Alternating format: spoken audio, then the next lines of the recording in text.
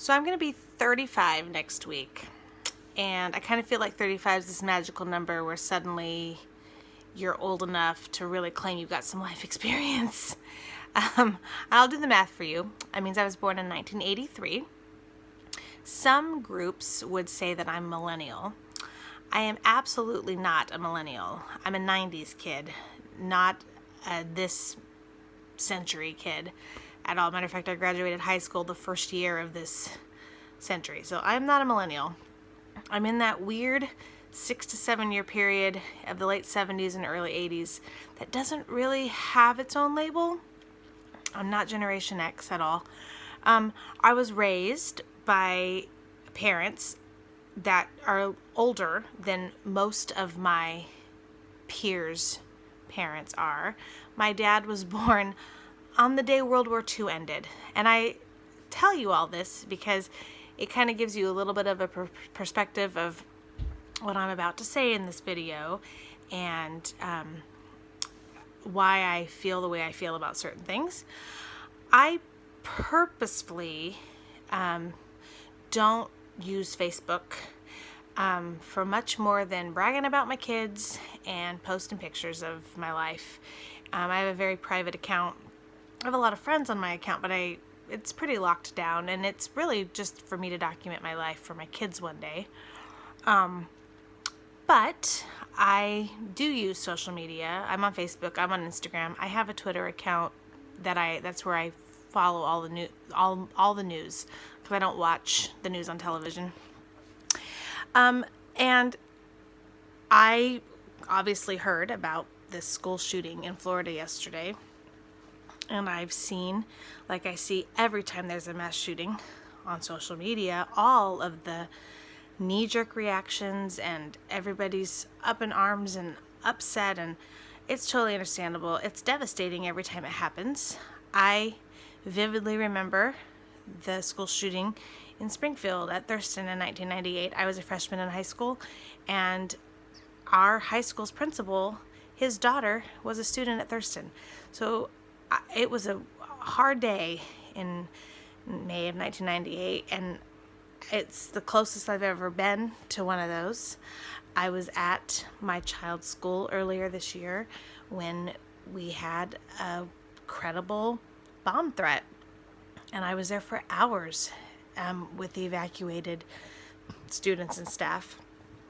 But I've seen a lot of posts, like I see every time these events happen, about we need tougher gun laws, and I've seen people say we need to ban them, and that this is the NRA's fault, and this is Republicans' fault, and this is conservatives' faults, and all we do is offer prayers and well wishes and nothing changes. And I hear it all, and I don't almost ever respond to them.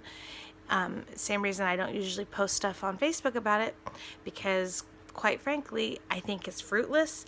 I don't think even by this video that I'm posting, I'm not going to change anyone's mind. I just want to kind of give a different perspective that I don't hear a lot on Facebook about the real problem. So going back to how I said I was raised, I actually went to an elementary school in the late 80s and early 90s that the principal, with written permission from parents, could still spank kids. And I have told that to my children, and they are aghast because they're not going to school in an era where that would even be legal today. And I'm not saying that it was necessarily the best thing. For the record, my parents did not give the principal permission to ever spank me, but they did say if it ever is warranted, I better get a phone call to come down there and discipline my child. And that's kind of my first point. Our world today is nothing like it was 30 years ago when I started going to school in the late 80s. And I feel like all of these reactions, take away guns, get tougher laws, those are just Band-Aids. They're Band-Aids to a problem that the guns aren't the problem, it's people. And I know that that's probably going to tick a lot of you off because obviously these people get a hold of guns, and guns can do a lot of damage, and I understand that. I totally understand that. But as negative and pessimistic as this sounds, the ugly truth is, when people say, when will this end? It's not going to end. And I hate sounding that way. I hate being such a negative Nelly. But I kind of have some hard news for you. People, human beings, we are not inherently good. We're not. We try to be good, and we try to teach peace and love and kindness to our kids. And I'm not saying everybody's evil, but our human flesh, our spirit, we're actually not good. We have capacity for great evil. And the perspective that I wanted to offer is, the problem isn't the guns and it's not all that.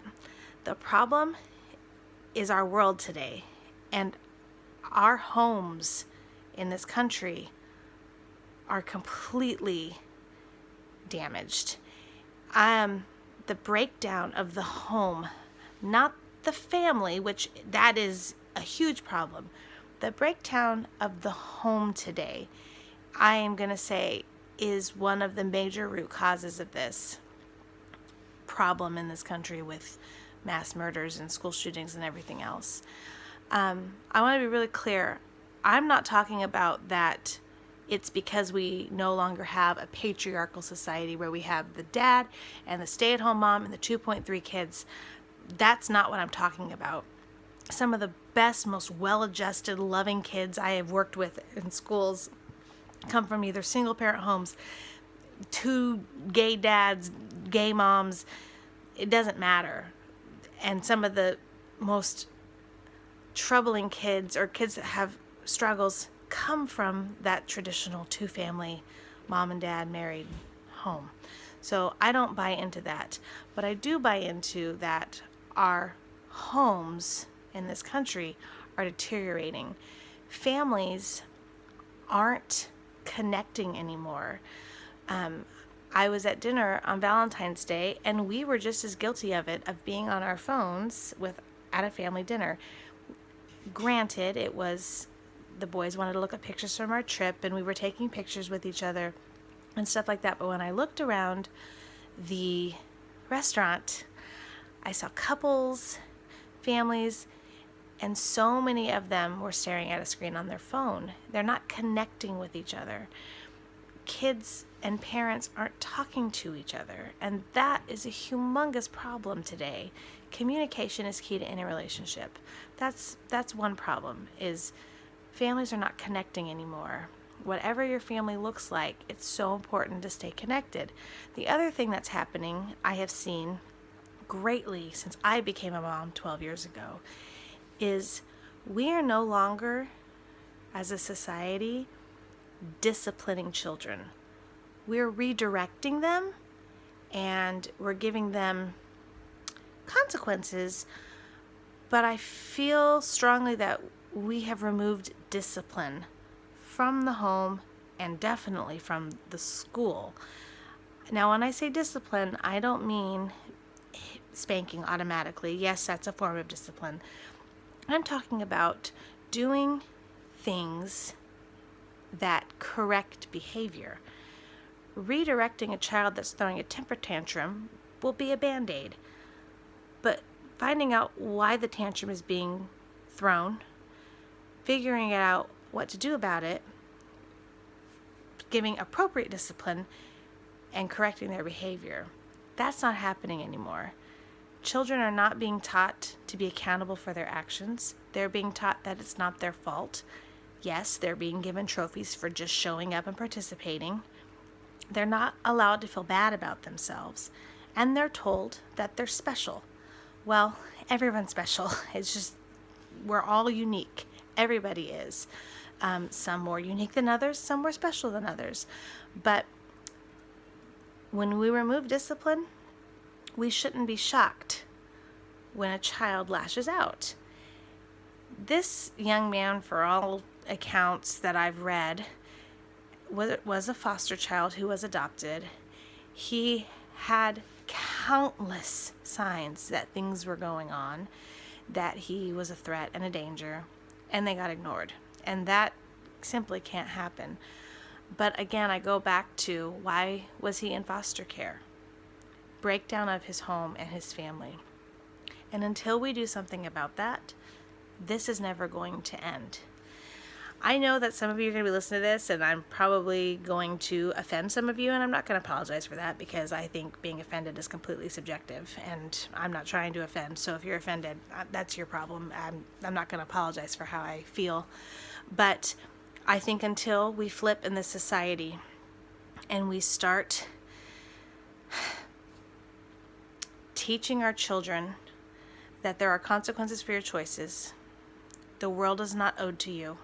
They owe you nothing. You don't get whatever you want handed to you on a silver platter.